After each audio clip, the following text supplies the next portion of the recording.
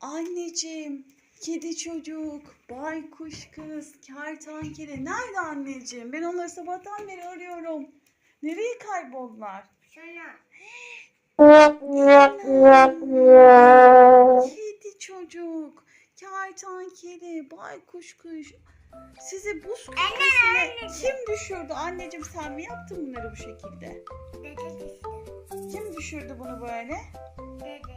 Baksanıza ağızları burunları her Anne tarafı buz kaktüs gibi kaktüs. olmuş.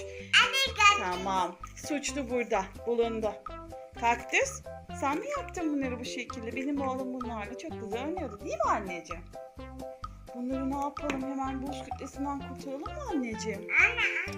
Hemen buz kütlesinden Anne kurtaralım. buz. Anne. Hemen Bıcı. Anne bıcı. bıcı bıcı yapıp bunları kurtaralım anneciğim. Baksana. Durumları hiç iyi Ay. Hemen ben onları sıcak suyla buz kütlesinden kurtaracağım anneciğim. Sen karışma şimdi. Bekle sıcak suya. Ben yapacağım anneciğim. Sana vereceğim sonra, tamam mı? Şuna bakar mısınız? Bekle anneciğim. Bekle. Sakın elleme, tamam mı anneciğim? Heh. Çocuklar için çok tehlikeli sıcak su. Ben kendim... Hayır. Şu an erisin anneciğim. Buz kütlesinden kurtaracağım ben onları. Bekle. Tamam bekle anneciğim. Anne ben yapacağım. Sıcak. Su sıcak. Sıcak tehlikeli.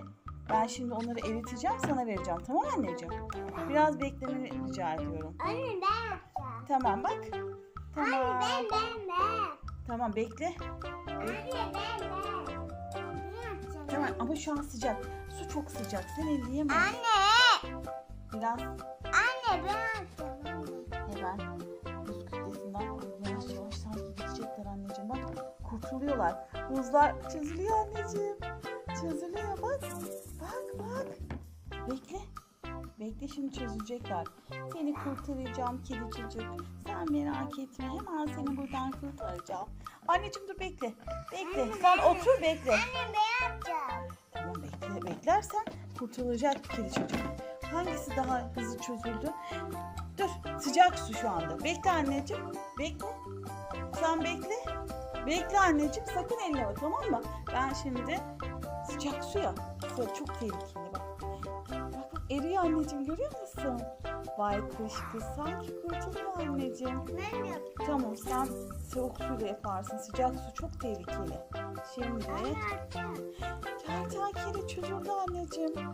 Bak. Kedi çocuk. Sen de yavaş çözülüyorsun. Anneciğim dur elleme. Şimdi bekle.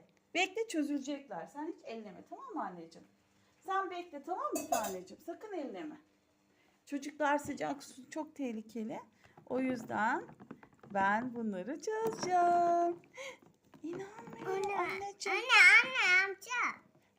Çözüldüler bak anneciğim. Anne ben. Bak. Anne ben yapacağım ben. Tamam birazdan yapacaksın anneciğim. Bekle. Evet bakınız. Buz kütlesinden kurtardık. Bir daha yaramazlık yapmayın çocuklar. Görüşmek üzere. Bay bay. Ben yapacağım. Anne ben yapacağım.